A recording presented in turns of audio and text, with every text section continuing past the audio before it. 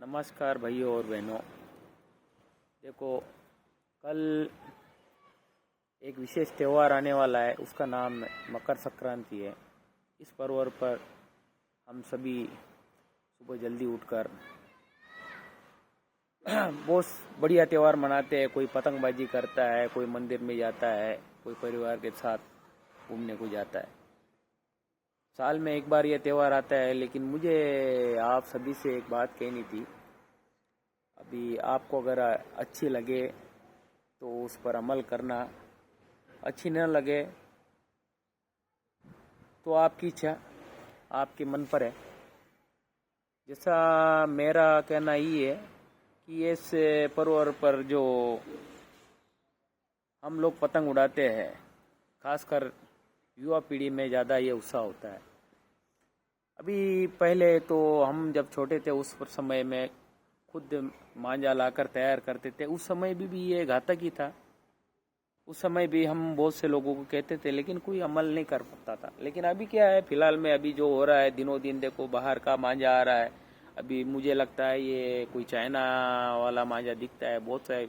अभी सुबह मैं घर से रोज नित्य दर्शन करने के लिए जाता हूँ, उस समय बहुत सी जगह पाया जाता है ये मांझा। कई पैरों में आता तो मैं बहुत सी जगह से उठाकर उसको ऐसी जगह पे डाल देता हूँ, जमा कर जहाँ किसी को नुकसान ना हो। अभी देखो बहुत से जानवर आते हैं, उनके पैरों में मांझा लटका हुआ रहता है। बहुत पक्षी के पंख भी कट जाते हैं। बहुत से हमारे आसपास पे जो घरों पे लाइट के कनेक्शन आए हुए, उसमें भी ये मांझा अटका हुआ रहता है। कभी बहुत से उसे इस मांझे की वजह से नुकसान भी हो जाता है।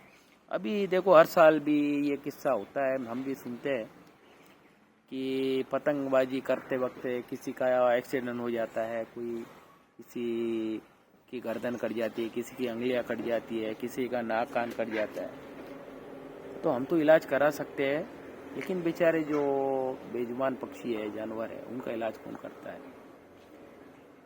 लाखों पक्षी इस समय ये इस डर में रहते हैं कि देखो कहीं हमारे पंख ना कट जाए, हमारा घर ना टूट जाए, हमारा कोई नुकसान ना हो जाए।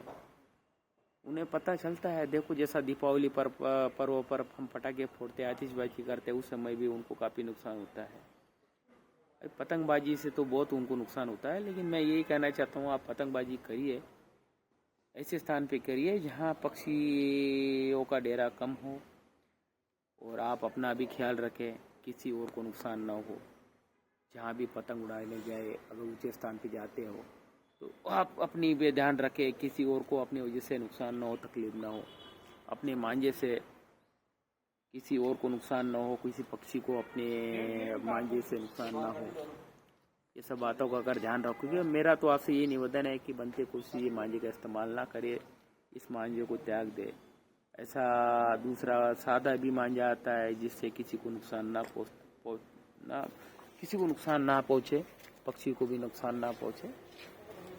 ऐसा अगर आप करोगे और दूसरे को भी ये बताओगे कि, तो अच्छी बात है। आगे भविष्य में ये नुकसान नहीं होगा, किसी का एक्सीडेंट नहीं होगा, किसी को तकलीफ नहीं होगी। और ईश्वर अगर ऐसा आप कर पाओ और दूसरे को भी ये सलाह दे पाओ, तो ईश्वर आपकी देखो इस निर्णय से कुछ भी होंगे, आपको आशीर्वाद भी देंगे।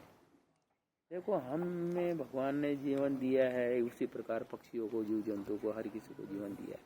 हम इंसान तो हमारा इलाज कहीं से करवा सकते हैं, लेकिन पक्षी का इलाज, ये जानवरों का इलाज कौन करता है। कोई पालतू जानवर और पालतू पक्षी का इलाज जरूर कर देता है, लेकिन ये जो बेसहारा जानवर और पक्षी हमारे पेड़ पौधों पर रहते हैं, उनका तो कौन करता है। देखो उनका भी ध्यान रखना चाहिए।